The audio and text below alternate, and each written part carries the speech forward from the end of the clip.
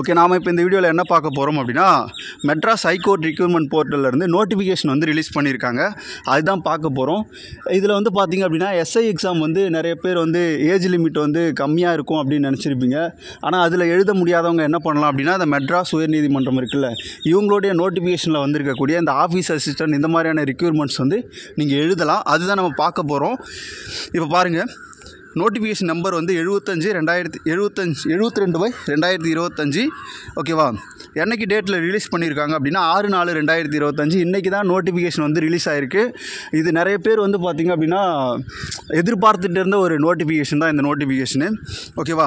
Notification date வந்து பார்த்திங்கன்னா 6/4/2025 ஓகேவா. ஆன்லைன் அப்ளிகேஷன் வந்து 5/5/2025 வரைக்கும் நீங்கள் என்ன பண்ணலாம் அப்படின்னா அப்ளிகேஷன் வந்து போடக்கூடிய டேட்டு. அதுக்கப்புறம் வந்து பார்த்திங்கன்னா நீங்கள் பேமெண்ட் பண்ணுற டேட் வந்து 6/5/2025 வரைக்கும் கொடுத்துருக்காங்க. ஓகேவா.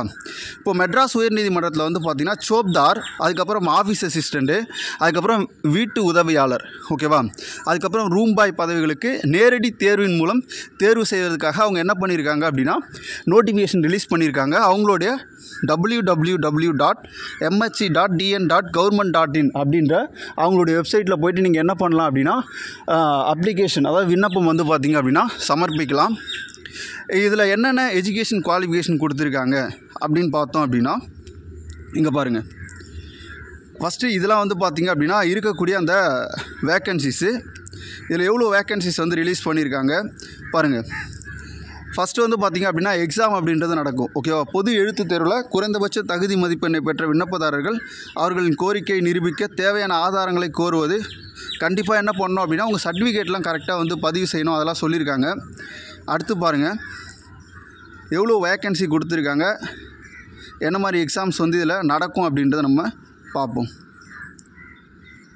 இங்கே பாருங்கள், மொத்த காலி பணியிடங்கள் வந்து பார்த்திங்கன்னா சோப்தார் வந்து 12, அலுவலக உதவியாளர் கிட்டத்தட்ட ஆஃபீஸ் அசிஸ்டன்ட் வந்து பார்த்தோன்னா 137 போஸ்ட் வந்து இருக்குது.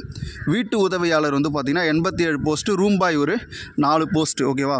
சேல்ரி வந்து பார்த்திங்க அப்படின்னா 15,700லேருந்து 58,100 வரைக்கும். ஓகேவா. இப்போ தனித்தனியாக எவ்வளோ போஸ்டிங் இருக்குது அப்படின்னு பார்த்தோம். இதில் குவாலிஃபிகேஷன்லாம் தெரியும், ஏற்கனவே நிறைய பேர் இந்த எக்ஸாம்ஸ் வந்து எழுதியிருப்பீங்க.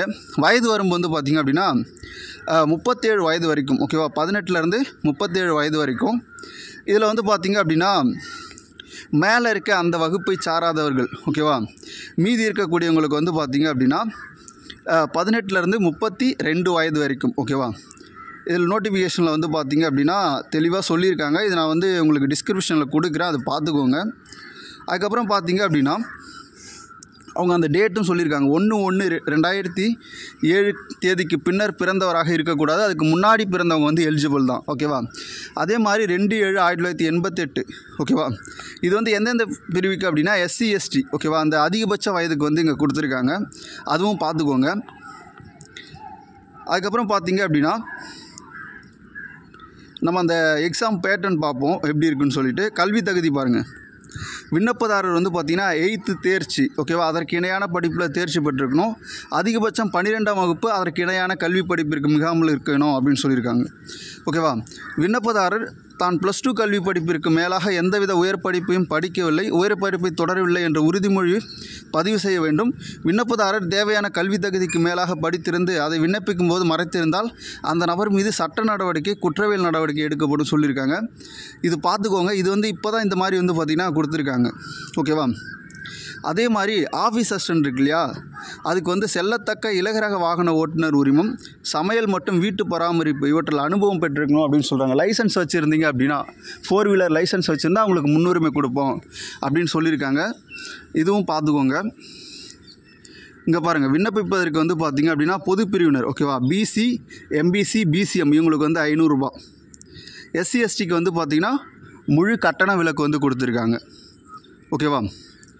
அடுத்து பாருங்கள், தேர்வு செய்யக்கூடிய முறை வந்து பார்த்திங்க அப்படின்னா பொது எழுத்து தேர்வு இருக்கும், அதுக்கப்புறம் ஸ்கில் டெஸ்ட், ஓகேவா, செயல்திறன் தேர்வு, அதுக்கப்புறம் வந்து பார்த்திங்கன்னா சான்றிதழ் சரிபார்ப்பு, இதோட என்ன பண்ணுவாங்க அப்படின்னா தேர்ந்தெடுப்பாங்க. அதாவது ஃபஸ்ட்டு எழுத்து தேர்வு இருக்கும், அதுக்கப்புறம் வந்து பார்த்திங்க அப்படின்னா இந்த ப்ராக்டிக்கல் டெஸ்ட் வந்து பார்த்திங்கன்னா உங்களுக்கு இருக்கும். ஓகேவா. மொத்த மதிப்பெண் வந்து 65, கால அளவு வந்து பார்த்திங்கன்னா 90 நிமிடம். எப்படி இருக்கும் அப்படின்னா OMR பேஸ் தான் இந்த எக்ஸாம் அப்படின்றது நடக்கும், அதுவும் கொடுத்துருக்காங்க பாருங்கள்.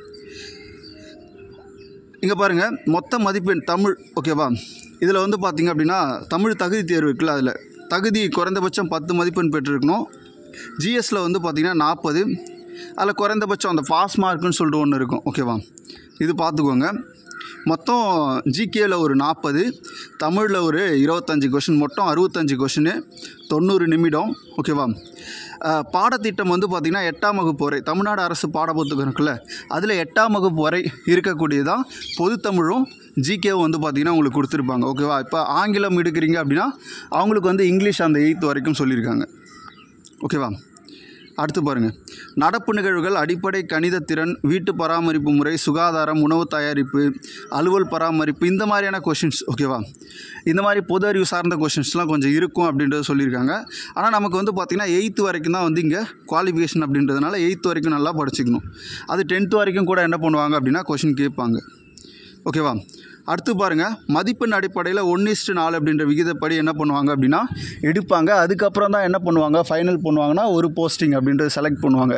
இது 1:4 அப்படின்றது எதுக்காக அப்படின்னா ப்ராக்டிக்கல் எக்ஸாமுக்காக இந்த 1:4 அப்படின்றத எடுப்பாங்க, ஓகேவா? இது தெளிவாக பார்த்துக்கோங்க. இன்றைக்கி தான் ரிலீஸ் ஆகிருக்கு. அதில் என்ன மாதிரியான சிலபஸ் கொடுத்துருக்காங்க, இது எல்லாமே வந்து பார்த்திங்கன்னா அவங்க கொடுத்துருக்காங்க. அதெல்லாம் பார்த்துக்கோங்க. எது எதுக்கு வந்து முன்னுரிமை கொடுத்துருக்காங்க அதெல்லாம் பார்த்துக்கோங்க.